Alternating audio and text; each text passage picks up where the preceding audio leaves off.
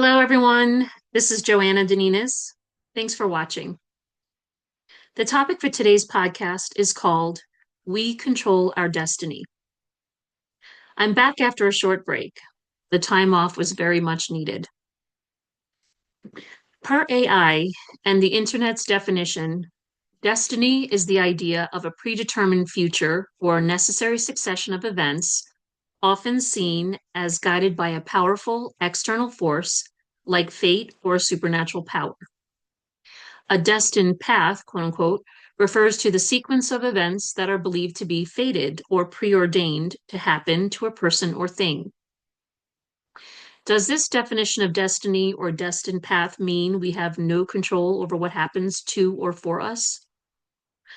I believe we do have some control, and we are born to walk our destined path from point A to point B. However, the route we take, how long, or if we ever get there in this lifetime is up to us. Unachieved goals continue into future lifetimes. We can stray from the main route and take various detours. We can choose to do nothing at all, stay where we are, never progressing forward or moving on, allowing our inflated ego to keep us stagnant and in low vibrational energy. I believe we have a soul contract before we enter this earth realm to learn our lessons or what must be accomplished to fulfill our destiny. As said before, the steps we take to get there or the route we choose to take is up to us. Also, we can choose to do nothing, which means we will not complete our soul contract in this lifetime.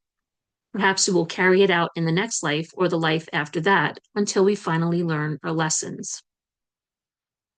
We can ignore the work that must be done and continue to delay our growth and learning. We can continue to play victim of circumstances, blaming others and never allowing ourselves to rise above and reach our true potential. We can procrastinate, which only further delays our progress. We can mask our unwillingness to face an unwanted reality and saddle ourselves with addictions, which pacify us temporarily, but will never allow us to reach our desired goal. The addictions will only delay or deter us from getting back on track. It's always best to face the uncomfortableness, the pain or the fear head on, work through and transmute it to a valuable lesson learned. It may not be pleasant to go through this, but it's the only way to truly heal. We must be mindful of repeat patterns which continue until we learn our lesson and break the cycle.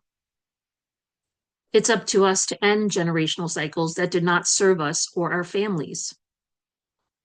We must endure the uncomfortableness to get to the desired outcome.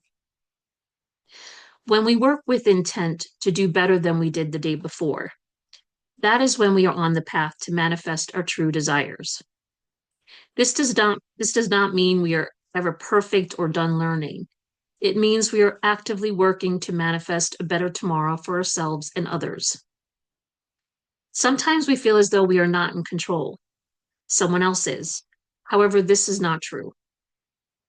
Sometimes we feel we cannot become better, but this is also not true. We all have the power within to make positive changes, and it's called positive empowerment. There are always two views on everything. Just like good and evil exist side by side, so do many other dualities.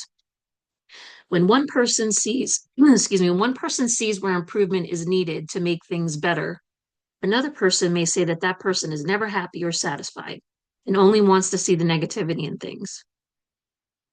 We have the choice and the power to improve and take positive action for positive results. If we allow ourselves to be trapped in our emotional hurt, playing the wounded victim role, we are preventing ourselves from stepping into our greatness. This year was a year of change for many of us, a year of difficult but ultimately valuable lessons. We need to take what we've learned into the new year and thrive. We are never alone if we have faith in God, universe, or source. If we uphold good karma, we will receive good karma in divine timing, not in our timing, because patience itself is something we must learn and respect.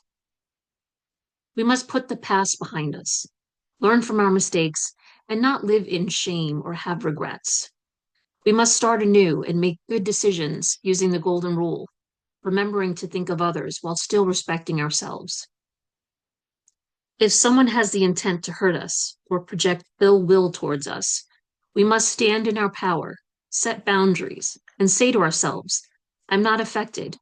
You're wasting your time, and I'm sending you light and love. If you want to view more content like this, join the Reach mission or connect with me. Go to www.reache.group, GROUP. Pop-up forms will appear on the website to collect your contact information so we can stay connected. I promise I will not sell your information. Let's make 2026 a wonderful year for all of us. We can live our best life together if we do the work and work from a place of love and empowerment. Happy holidays, everyone. Thanks again for watching, and I'll see you in the new year. Goodbye.